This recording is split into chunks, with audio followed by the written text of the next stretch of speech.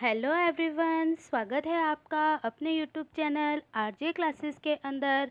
और हम यहाँ अर्ध ऐतिहासिक काल के अंदर सिंधु घाटी सभ्यता या हड़प्पा सभ्यता के बारे में पढ़ रहे थे। तो आज हम यहाँ विशेषताएं और उसके विस्तार के बारे में जानेंगे। इससे पहले हमने कुछ जानकारियाँ इसमें ली है जो आप हमारे पिछले वीडियो में देख सकते हैं। अगर आपने हमारा वीडियो नहीं देखा है तो ऊपर आई बटन में वो आपको वीडियोस मिल जाएगा। तो चलिए थोड़ा सिंधु सभ्यता के बारे में जान लेते हैं। देखिए, सिंधु सभ्यता जैसे कि मैंने बताया ये बहुत ही प्राचीन और नगरीय सभ्यता थी जिसकी खोज 1856 में स्टार्ट होती है, लेकिन उसका श्रेय दिया जाता है दयाराम साहनी को, जो कि पुरातत्व समीक्षक या विभाग के महानिदेशक सर जॉन मार्शल ने के निर्देशन में 1921 में हड़प्पा नामक स्थान पर ये खुदाई करते हैं। तो ये सिंधु घाटी नदी तक ही सीमित थी, इसीलिए इसे हम सिंधु घाटी सभ्यता कहते हैं। अब देखिए, इसकी सभ्यता जो कि अवशेष है ना, वो हड़प्पा नामक स्थान से भी प्राप्त होते हैं, इसीलिए हम सिंधु घाटी सभ्यता या हड़प्पा सभ्यता के नाम से भी इसको जानते हैं। तो इसमें जो मेन लाइनें याद रखनी है आपको, देखिए एक तो ये नगरीय व्यवस्था थी, ठीक है, नगरीय सभ्यता थी, इसके अंदर नगरीय व्यवस्थाएं थी, नगरीय ज़्यादा था। उसके बाद हम बात करें तो जो निदेशक थे, महानिदेशक सर जॉन मार्शल, 1921 में इन्होंने हड़प्पा नामक स्थान की खुदाई की। ये सिंधु तक की सीमित थी, इसलिए हमने इसको सिंधु सभ्यता के दी।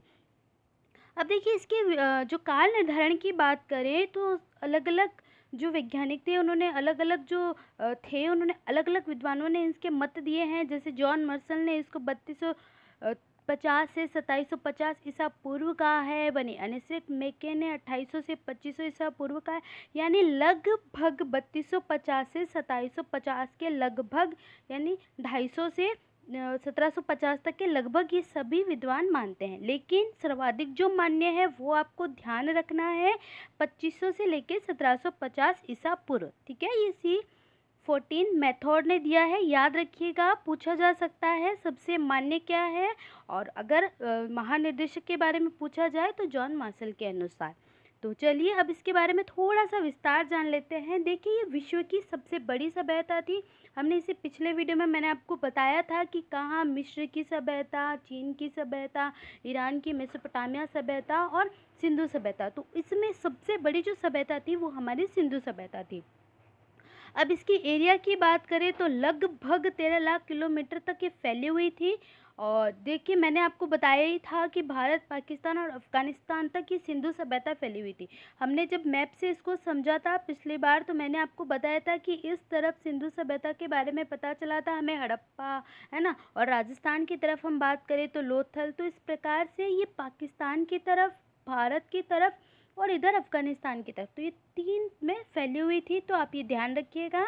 नेक्स्ट बात करें तो देखिए, त्रिभुजाकार सभ्यता थी, कांस्य युगीन सभ्यता थी। जब मैंने आपको ताम्रकालीन पढ़ाया था तब बताया था कि सिंधु सभ्यता एक कांस्य युगीन सभ्यता है।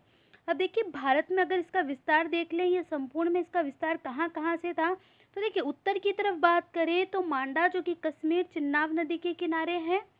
अगर हम पूर्व की तरफ बात करें तो आलमगीर यूपी, जो कि हिडन नदी के किनारे पर है, इस पे सभ्यता हमें मिली है। हम दक्षिण की तरफ बात करें तो देमाबाद, जो कि महाराष्ट्र के अंदर है, पवरा नदी के किनारे।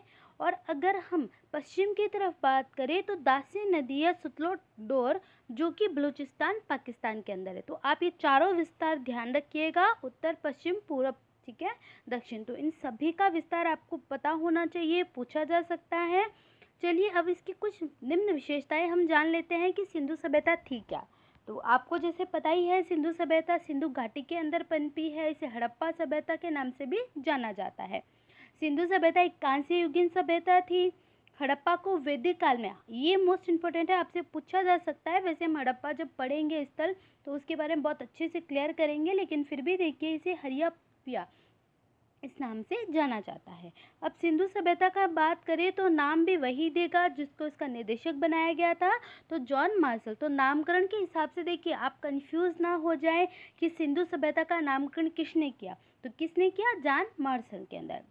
अब हम बात करें तो ये मेसोपोटामिया की सभ्यता के समकालीन थे। मैंने आपको बताया था जब हमने इराक सभ्यता के बारे में बात की थी। सिंधु सभ्यता ये मोस्ट है कि जननी सभ्यता थी, ध्यान रखिएगा, ये एक जननी सभ्यता के नाम से जानी जाती है। अब ये उत्तर से दक्षिण की तरफ शव दफनाए जाते थे, उत्तर की तरफ मुंह, दक्षिण की तरफ पैर करके, इस प्रकार से शव जो थे दफनाए जाते थे। हवन कुंड यहाँ पे प्राप्त हुए हैं। देखिए, नगरीय सभ्यता थी, नगरीय सभ्यता है तो हवन कुंड हो गए, मूर्ति पूजा भी होगी, लोगों का व्यापार, कृषि व्यवसाय भी रहा है। आगे जो हम देखेंगे, देखिए यहाँ कपास उगाने के सर्वप्रथम साक्ष्य मिले हैं। तो ध्यान रखिएगा, आपसे पूछा जा सकता है कि सर्वप्रथम साक्ष्य किसके मिले हैं, तो कपास उगाने के। चांदी का भी सर्वप्रथम सिंधु सभ्यता के लोग करते थे। अब एक मोस्ट है कि सिंधुवासी लोहे से परिचित नहीं थे। आपसे पूछा जा सकता है, देखिए कांस्य सभ्यता जरूर थी पर वो लोहे से परिचित नहीं थे, क्योंकि जब हमने ताम्रपाषाण काल पढ़ा तो सिंधु को जो छोड़कर कुछ स्थानों पे जो सभ्यता पनपी थी वो लोहे की सभ्यता थी। सिंधु सभ्यता लोहे की नहीं थी, ये कांस्य सभ्यता थी। अब जो इसका सड़कों का निर्माण था वो एक दूसरे को समकोण पर काटती है। वैसे हम यह सामाजिक धार्मिक जब इसके बारे में पढ़ेंगे इसकी स्थितियों पे, तब भी हम इसका पूर्ण रूप से व्याख्या करेंगे। लेकिन यहाँ मोस्ट जरूरी है जो हमारे एग्जाम्स में इसकी विशेषताओं के बारे में पूछा जाता है। देखिए 400 वर्णों वाले सेंधव लिपि चित्र प्रधान थे। यहाँ पे लिपि चित्रों की भी प्रधानता थी और सेंधव लिपि चित्रात्मक थी। देखिए इनकी जो लिपि थी, जो भी बताना चाहते थे ये चित्र के माध्यम से या चित्रात्मक रूप से ये बताते थे। इनकी जो लिखावट होती थी वो दाहिने से बाईं ओर होती थी। हम जो लिखते हैं हम बाएं से दाएं की तरफ जाते हैं, जबकि इनकी जो लिखावट थी वो दाएं से बाएं की तरफ थी। हम ऐसे लिखते हैं और इनकी लिखावट ऐसे थी। यहाँ पे विषम बड़े बड़े स्नानगार, अन्नागार जो कि हमें मोहनजोदड़ो की सभ्यता में मिलते हैं, जो इसका एक स्थान है सिंधु सभ्यता का, तो वहाँ पे मिले हैं, इसके अवशेष मिले हैं हमें।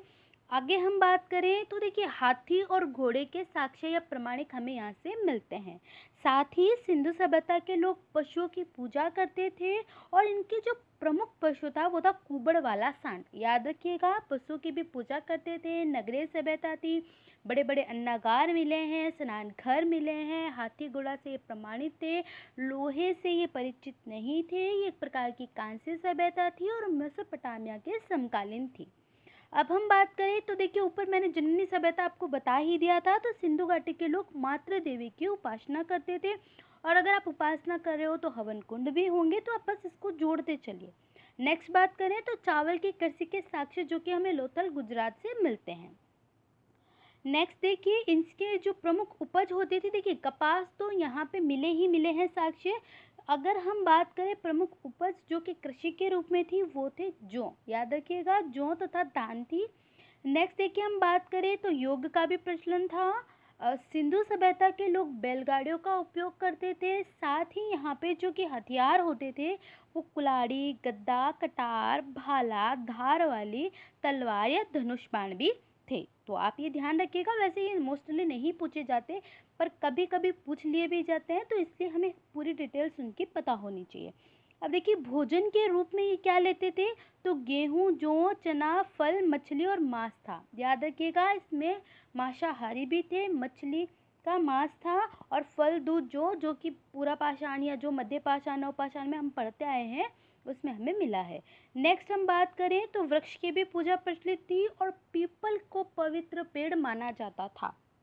याद रखिएगा, पूछा गया है ये किसकी पूजा करते थे, तो वृक्ष की पूजा करते थे और पीपल उनके लिए क्या था, पवित्र था। अब देखिए यहाँ का जो व्यवसाय था या मुख्य व्यवसाय था वो कृषि, पशुपालन और व्यापार था। तो हमने जो सिंधु सभ्यता के बारे में मोस्ट विशेषताएं हैं वो एक वीडियो में कंप्लीट की हैं, और नगरीय व्यवस्थाएं हैं तो आप नगर के हिसाब से इनको अगर सोचेंगे तो हर चीज़ आपके माइंड में आती रहेगी। तो आज के लिए इतना ही। नेक्स्ट हम जब बात करेंगे तो इनके स्थानों की बात करेंगे।